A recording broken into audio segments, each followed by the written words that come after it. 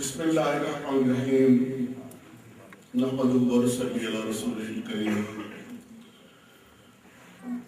صدر ذی وقار معزز مہمانان گرامی اور حاضرین محترم،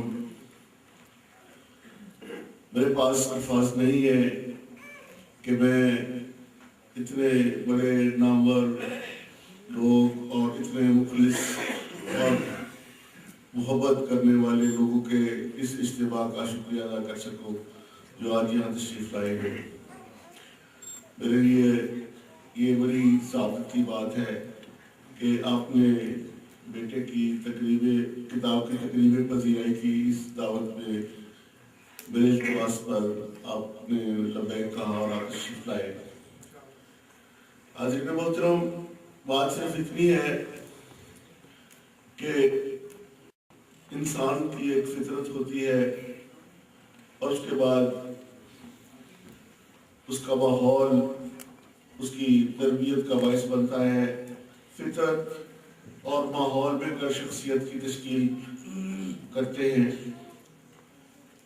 اسلام جو ہے، یہ میرا بیٹا ایسا ہے کہ اس نے شروع سے ہی ایک خاص انداز میں زندگی گزاری ہے۔ بچپن سے ہمارے گھر میں محافل ہوتی تھی نعت کی، بڑے بڑے نامور نعت خوانان اور شعراء کرام تشریف لاتے تھے، اور یہ جب میری گود میں ہوتا تھا تب سے یہ محفلوں میں شریک ہوتا تھا، بیٹھتا تھا، اور اس طرح سے اس انوائرمنٹ میں اس نے ایک خاص علمی اور ادبی فضا میں وقت گزارا۔ تو اس کے بعد اس نے اپنی تعلیم و تربیت کے حوالے سے ایک خاص انداز اپنایا۔ ہم لوگ عام طور پر ہم والدین جو ہیں، ہماری خواہش ہوتی ہے کہ بچہ جو ہے وہ یا تو کوئی ڈاکٹر بنے یا انجینئر بنے یا بیوروکریٹ بنے، یا کوئی اس طرح کی اس پر پابندیاں لگاتے ہیں یا کوشش کرتے ہیں اس پر تھوپنے کی۔ میں نے صرف یہ کیا ہے کہ اس کا جو فطری میلان تھا، جو رجحان تھا، اس کے راستے میں رکاوٹ نہیں بنا، بلکہ اس میں اس کو فیسیلیٹیٹ کیا ہے، اور جو اس کی خواہش تھی اسی کے تابع میں نے ایک دوست کی طرح اس کے ساتھ دیا۔ ایسے جو بھی مجھ سے پوچھا، میں نے جو بھی میرے ساتھ اس نے میرے ساتھ ایسا ڈائلاگ رکھا ہے کہ اس کو پھر بہت زیادہ باہر دوستی کرنے کی ضرورت پیش نہیں آئی، اور میں ہی اس کا دوست تھا، میرے ساتھ ہی ہر بات کرتا تھا۔ اور اب صورتحال یہ ہے، آج مجھے اس بات پر خوشی اس بات پر ہوتی ہے کہ جب یہ میرے ساتھ بات کر رہا ہوتا ہے نا، تو عام طور پر یہ میری بات سے اختلاف کرتا ہے۔ میں تھوڑا سا اس کو اپنی بات کی طرف راغب کرنے کی کوشش کرتا ہوں، لیکن بارہا ایسا ہوتا ہے کہ جو اس کا نقطہ نظر ہوتا ہے وہ بالآخر میں ماننے پر مجبور ہو جاتا ہوں۔ اس طرح سے ہمارا ایک صحت مند گھر میں علمی ادبی ماحول رہا۔ خوش قسمتی اس کی یہ ہے کہ اس کو اللہ پاک نے ایک علم و ادب اور فنون لطیفہ کے ایسے میدان کے لیے منتخب کیا جس کے بارے میں صوفی محمد افضل فقیر صاحب فرماتے ہیں، کیا فکر کی جولانی، کیا عرض ہنرمندی، توصیف پیغمبر ہے توفیق خداوندی۔ کیا فکر کی جولانی، کیا عرض ہنرمندی، توصیف پیغمبر ہے توفیق خداوندی۔ مجھے یاد ہے ایک دن میں نے میرے کسی دوست نے یہ یعنی والد صاحب کے حوالے سے بات ہوئی، تو کہا گیا، ایک جملہ کہا گیا، کسی دوست نے دوسرے کو کہا کہ یہ پروفیسر ریاض کے والد صاحب ہیں۔ ہم عام طور پر جو میرے پاس منظر کو جانتے ہیں وہ میرے والد صاحب کے قد کاٹ اور ان کی شخصیت کے بارے میں ان کو علم ہے کہ وہ کس قسم کے ان کی شخصیت تھی، لیکن میں نے ان کی آنکھوں میں اس وقت جو ایک چمک دیکھی جب کسی نے یہ کہا کہ یہ ریاض کے والد ہیں، یعنی ان کا تعارف میرے نام سے ہوا، تو ان کی آنکھوں میں ایک خاص چمک محسوس ہوئی جو اس وقت مجھے اتنا اس کا اندازہ نہیں ہو سکا۔ لیکن جب یہ کہا گیا، میرا تعارف کرایا گیا کہ یہ ارسلان کے والد ہیں، تب مجھے پتہ چلا کہ اس کی خوشی کی کیا صورت ہوتی ہے اور کیا کیفیت ہوتی ہے۔ تو یہ اللہ پاک کا اور اس کے حبیب کا میرے اوپر بڑا احسان ہے کہ اس نے مجھے ایسا ماحول دیا، ایسا بچہ دیا، ایسا فرمانبردار اور سخن فہم اور خوددار سن۔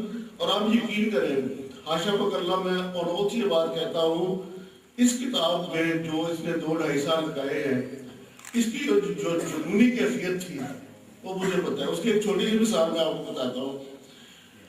یہ مجھے کہتا ہے کہ پاپا میں نا شگن صاحب کے تاثرات جو ہے نا اس کتاب میں شامل کرنا چاہتا ہوں۔ وہ موسیقی کا بڑا نام ہے، غلام حسن شگن، لیکن وہ مجھے بڑا رابطہ نہیں بنا ان سے۔ میں بڑا اس سلسلے میں مجھے سمجھ نہیں آ رہی کہ کیسے کروں۔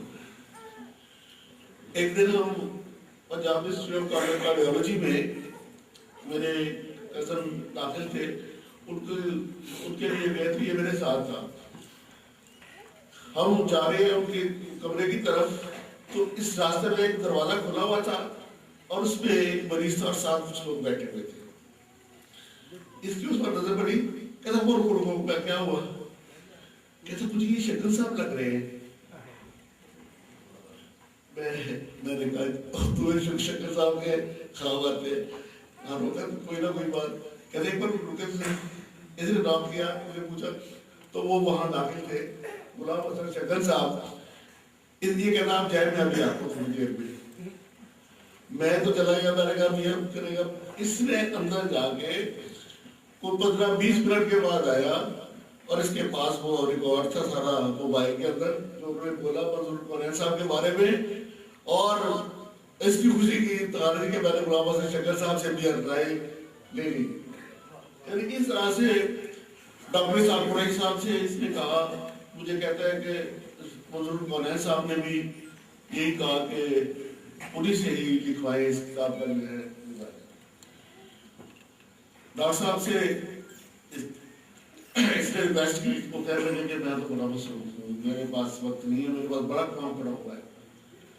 خاصا انہوں نے کہا، پھر میں نے کہا چلو یار نہیں ڈاکٹر صاحب مان رہے تو آپ کسی اور سے لکھوا لیں۔ کہتے ہیں کتاب کا جو بچہ لکھوانا ہے ڈاکٹر صاحب کو، میں نے کسی اور سے لکھوانا ہی نہیں، تو پڑھی رہے۔ پھر منظور القرآن صاحب شاہ صاحب سے، چونکہ بہت یعنی ان کے ہاتھوں میں پلا بڑا ہے، تب سے جب ہم حرمآباد ہوتے تھے، یہ وہاں تشریف لاتے تھے، تو بہت مانوس تھا یہ شاہ صاحب کے ساتھ شروع سے ہی۔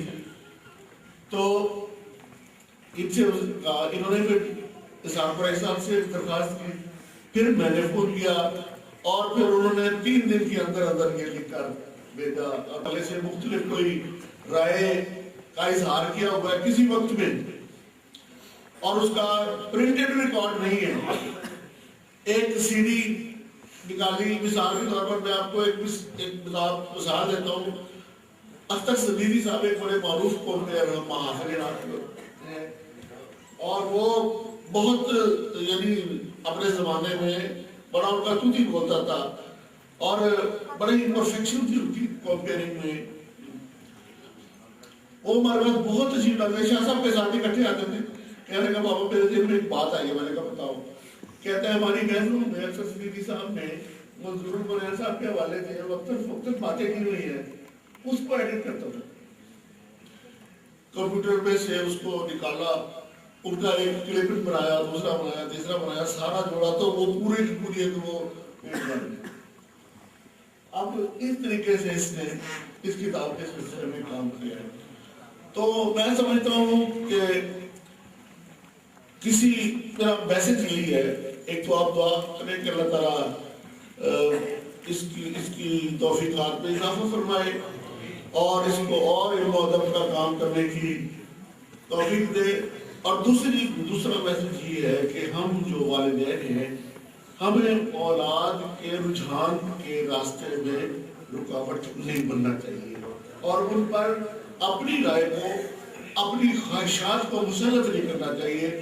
جس شعبے میں ان کا رجحان ہو ان کو اس طرف آگے بڑھنے میں وہ بھی تو معاون بننا چاہیے، اور یہی ایسا ہوگا تو right man for the right job ہو جائے گا، جس کا جو شعبہ ہوگا اس میں جائے گا، اور کسی شعبہ کوئی شعبہ ایسا نہیں ہے جس میں شوق کے ساتھ کام کیا جائے تو اس کا نتیجہ نہ نکلے۔ زبردستی کام لینے کے بجائے شوق کے ساتھ کام کرنے والے بچے جو ہیں جس طرف چاہتے ہیں ان کو اس طرف اڑنے دینا چاہیے، اور یہی یعنی میرا میسج ہے۔ میں آپ لوگوں کا ایک بار پھر، اتنے بڑے لوگ بیٹھے ہوئے ہیں، کتاب ترجو سرور اور سید منظور الکونین اور ارسلان کے بارے میں یہ لوگ بات کریں گے، میں آپ کا صرف شکریہ ادا کرنے کے لیے حاضر ہوا تھا۔ میں ایک بار پھر دل سے آپ سب لوگوں کا بے حد ممنون ہوں کہ آپ میری درخواست پر آج یہاں تشریف لائے۔ شکریہ۔